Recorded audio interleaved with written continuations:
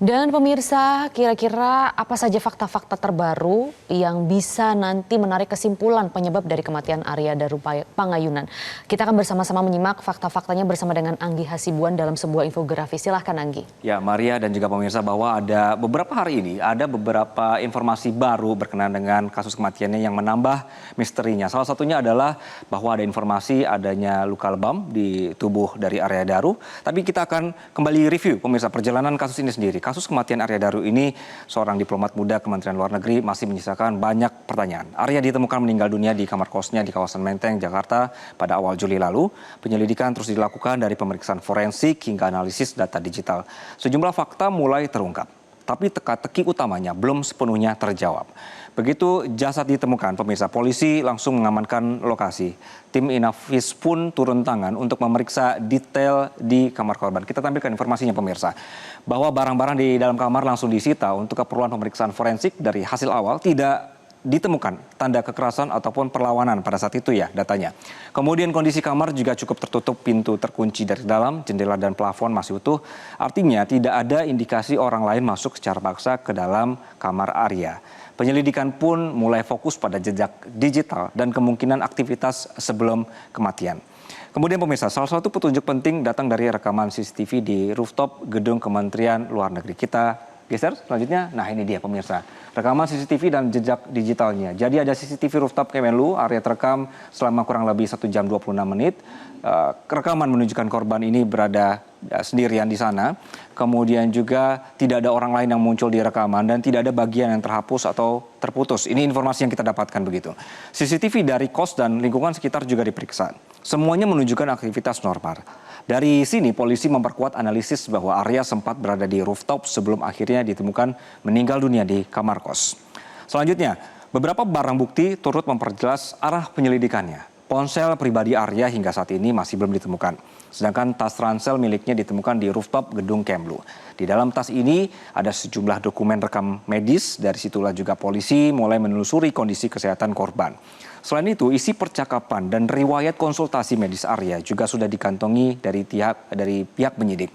Semua data ini menjadi bahan penting pemirsa untuk memahami konteks mental dan fisik korban sebelum meninggal.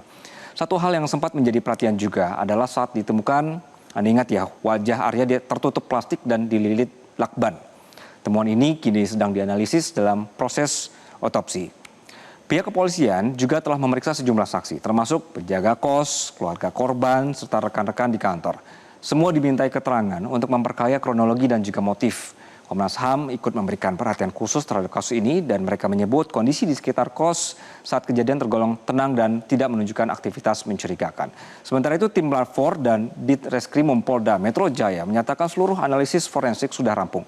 Mulai dari otopsi, rekaman CCTV hingga data digital dan medis juga sudah diperiksa.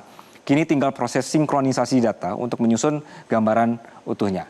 Kita lihat pemirsa, polisi juga masih mencari ponsel diplomat ahli muda Direktorat Perlindungan Warga Negara Indonesia Kementerian Luar Negeri Arya Daru ini.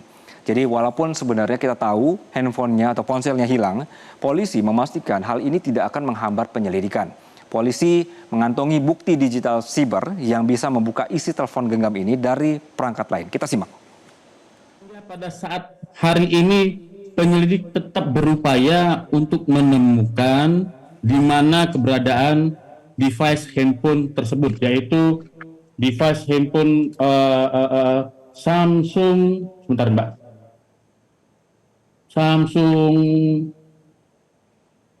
Samsung S22 Ultra 5G, ya, Samsung S22 Ultra 5G. Itu tetap penyelidik tetap berupaya untuk menemukannya, ya. Tapi dengan ditemukan juga adanya sebuah laptop dan tim dari forensik siber juga berhasil untuk membuka data dari yang ada dalam laptop tersebut. Ternyata email dan WA terkoneksi ke laptop tersebut. Itulah yang sangat membantu penyelidik untuk membuka dan menjadikan terang tabir apa yang terjadi terhadap korban. Penyelidikan masih terus berjalan dan kemudian informasinya hari ini akan dirilis pemirsa berkenaan dengan hasil dan kesimpulan akhirnya. Polisi menyatakan awalnya mereka juga membuka ruang untuk berbagai kemungkinan tergantung pada temuan di lapangan dan juga bukti-bukti yang ada di lapangan. Fokus utamanya tetap pada hasil forensik dan juga analisis digital. Kemudian Komisioner Kompolnas Chairul Anam menyampaikan kasus ini semakin terang dan pihak polisian akan mengumumkan hasil resmi dalam waktu dekat. Kesimpulan akhir sudah menunggu atau sudah mempunyai hasil otopsi menyeluruh dan pemeriksaan data digital yang belum sepenuhnya dibuka ke publik. Ini yang kita nantikan pemirsa. Kami akan membahas hal ini bersama dengan Wakapolri periode 2013-2014, Komjen Pol Purnawirawan Ugreseno, dan sesaat lagi pemirsa.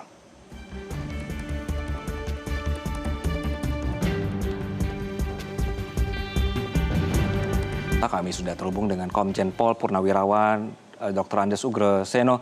Selamat siang, Pak Ugreseno. Selamat siang, Mas. Ya, Pak, ini informasinya terus bertambah dan kita semakin menarik untuk ditelusuri begitu oleh publik ya, Pak.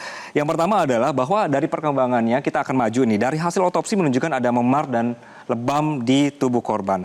Sebenarnya dari pengalaman Bapak sendiri, seberapa besar kemungkinan ini menjadi indikasi tindak kekerasan dibanding kecelakaan atau juga sebab alami lainnya, Pak?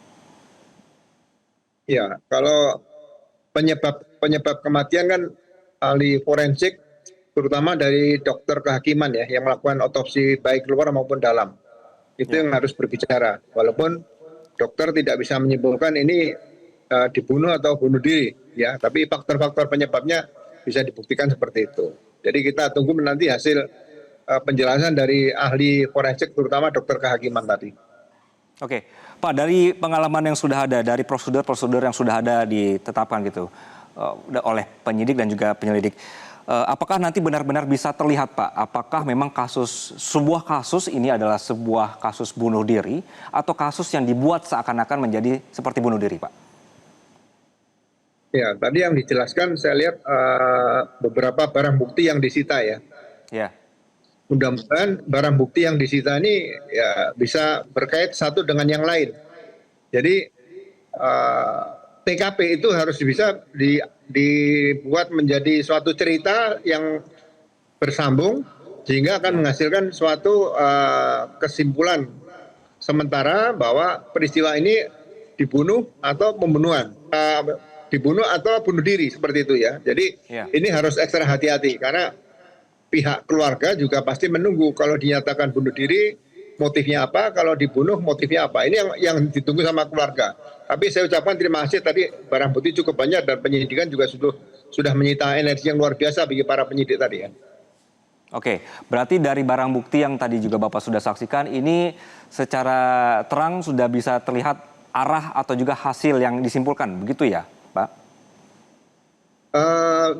Bisa dikatakan penyebab kematian mungkin bisa dikatakan bisa tampak ya, tampak jelas.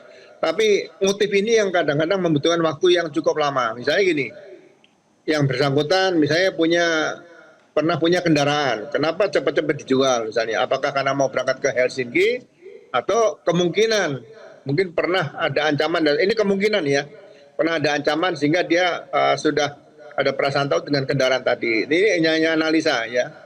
Kemudian saat mencongkel jendela, apakah sudah dicoba dengan jendela yang di sebelahnya, kiri atau kanan, dicoba dicongkel dengan mudah seperti itu. Karena ini juga menarik perhatian untuk dianalisa seperti itu. Ya, kemudian yang bersangkutan setelah belanja, mengapa pergi ke rooftop yang di Kementerian Luar Negeri? Apakah memang ada niat ingin mengatakan selamat bervisa kepada Jakarta karena akan bertugas ke luar negeri, atau mungkin karena ini analisa, sekali lagi saya tidak mengatakan melawan apa yang barang bukti yang ada ya, analisa. Apakah karena dia merasa tidak nyaman kemudian dia berangkat ke kantor sebentar untuk kemudian kembali ke tempat kos tadi ya. Jadi ini memang membutuhkan beberapa kejelian petugas penyidik berdasarkan barang bukti, kemudian keterangan saksi-saksi dan keterangan ahli yang ada. Oke, Pak Ugreseno, kita tahu bahwa ada rekaman rooftop begitu Pak ya. Terus kemudian publik kemarin diinformasikan bahwa tasnya juga akhirnya ditemukan di rooftopnya Kemlu juga.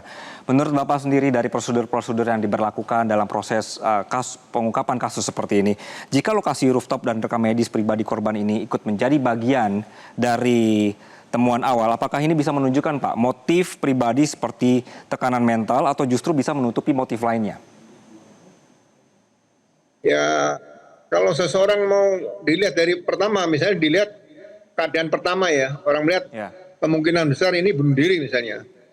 Tapi kalau bunuh diri apakah bisa rapi seperti itu? Katanya selimut masih rapi, ya kan? Ada saat-saat sakratul maut ini kan orang pasti melawan di situ. Jadi tidak mungkin kondisi rapi dan sebagainya. Tapi kalau misalnya dibunuh, kita juga belum tahu pelakunya pembunuh siapa nih.